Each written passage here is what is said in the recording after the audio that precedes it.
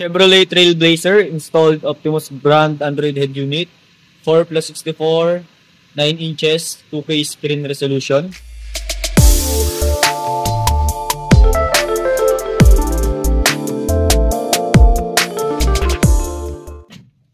Optimus brand Android head unit, 4+64, 9 inches, 2K screen resolution with 360 camera. Apple CarPlay and Android Auto wireless. Yung ating 360 camera, meron siyang auto trigger na tinatawag within 20 kph below. Halimbawa, pag nag-signal light ka, left signal light. Halimbawa, yan, left signal light.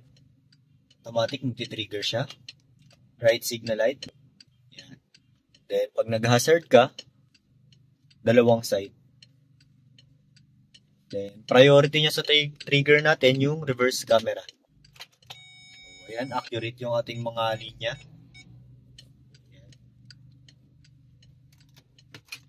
Then, yung steering wheel control ng ating Android head unit, working din siya. Ayan. Yung steering wheel control, nakalink siya sa ating Android head unit. Then, yung ating Android head unit, meron siyang online and offline voice command. Ang ating offline voice command, built-in siya sa head unit. Meron siya sariling application and preset voice commands. Ayan. Check nyo lang dito. Ayan. Try natin. Pag gagamitin siya, wake up nyo lang. Screen off. Screen on. Go back. Ayan. Ayan yung example ng ating mga voice command sa offline, no? Sa online voice command naman, i-off nyo lang to pag hindi nyo nagagamitin. Sa online voice command naman, meron tayong Google Assistant, no?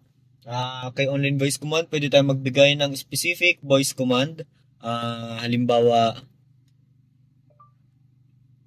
I want to go SM Grand Central. So, mga ganyang command, pwede siya kay Google Assistant. Basta under ni Google application yung gagamitin. So, kay voice command, siya na yung kukuha ng route papuntang SM Grand Central, no? Ayan. Pwede rin siyang gamitin sa ibang application tulad ni YouTube, YouTube, Netflix, Spotify.